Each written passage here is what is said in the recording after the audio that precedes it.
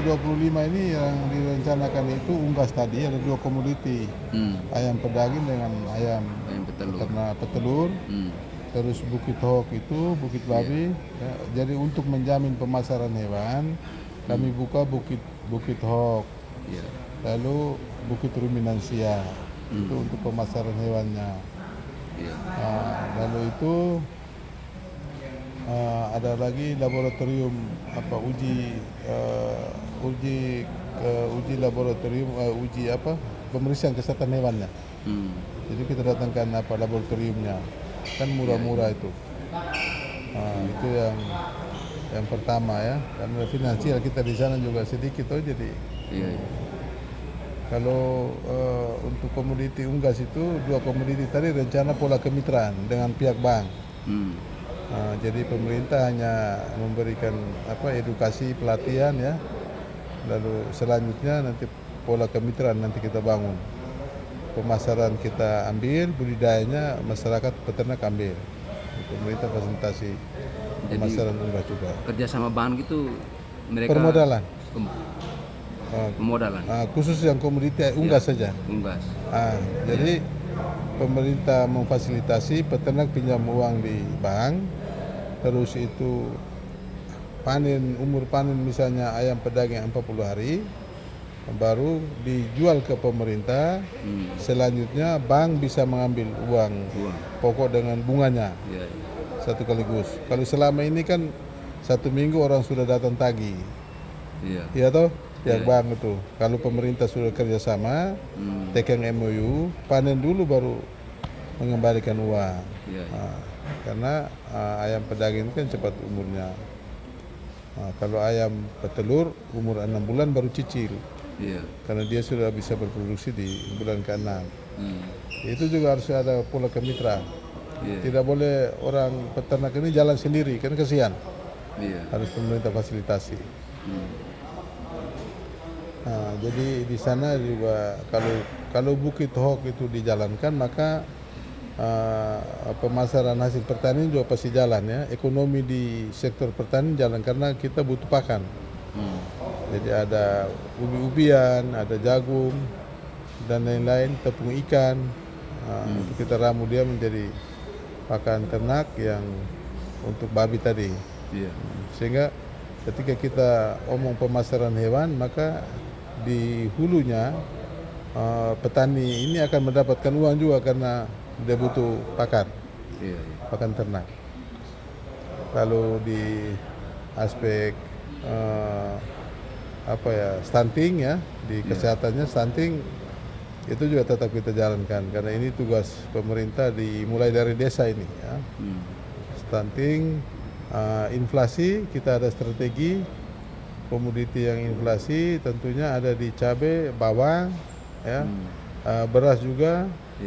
Nah ini juga ada skenario yang nanti kita lakukan supaya bisa mengurangi masalah inflasi dan stunting.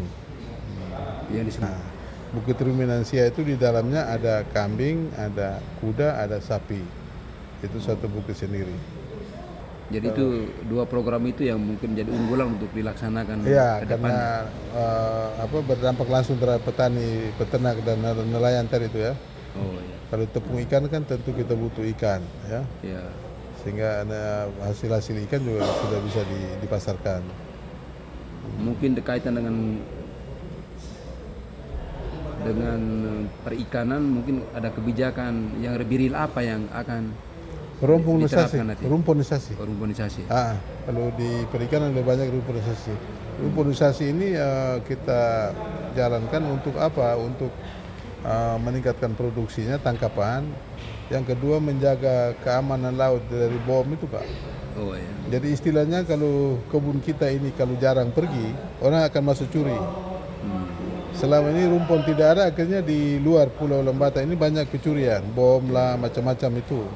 Tapi kalau armada kita tempatkan di luar, maka dengan sendirinya orang tidak akan masuk. Jadi program rumponisasi ya tujuannya untuk menjaga atau meningkatkan produksi tangkapan, dan yang kedua untuk menjaga keamanan ya, menjaga orang ganggu, orang curi kita punya ikan-ikan dari luar itu.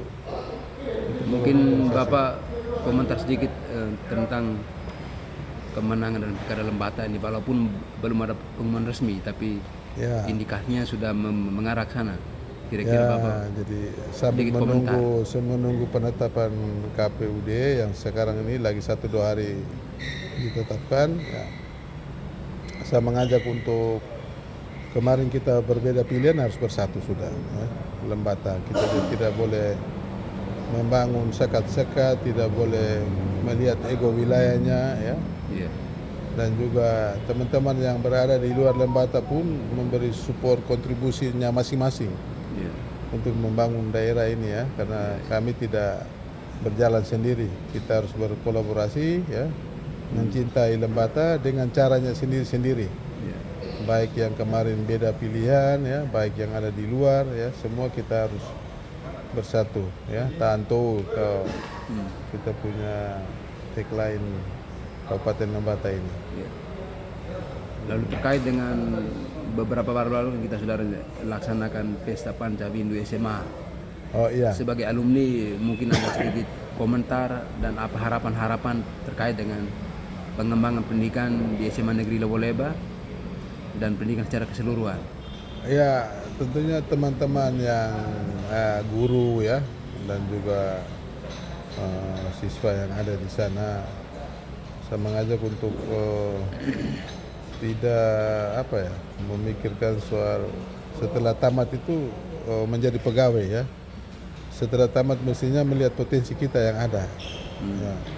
Kalau memang ada hobinya di sektor real kita di sana, petani, peternak, nelayan dan sebagainya, maka pada saatnya kita sudah bisa mengarahkan siswa kita ini untuk dia mengambil kuliah pendidikan lebih lanjut ke situ. Dan juga ke depannya, ya, ada juga rencana mau buka kampus, ya, buka kampus di sana. Tetapi masih dalam proses, ya. Itu perguruan tinggi. Perguruan tinggi lah, ya. Dalam rencana itu kira-kira perguruan tinggi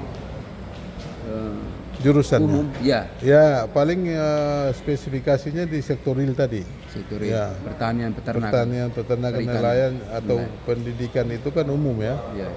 Ya, pendidikan kesehatan, ya. Jadi mungkin pendidikan kesehatan dengan pertanian, peternakan dan nelayan. Nah, ini yang menjadi fokus kita untuk membangun. Karena setelah tamat dia bisa langsung bekerja, ya. Karena sektor real kita masih mendukung, ya. Potensi kita sangat luar biasa. Ya.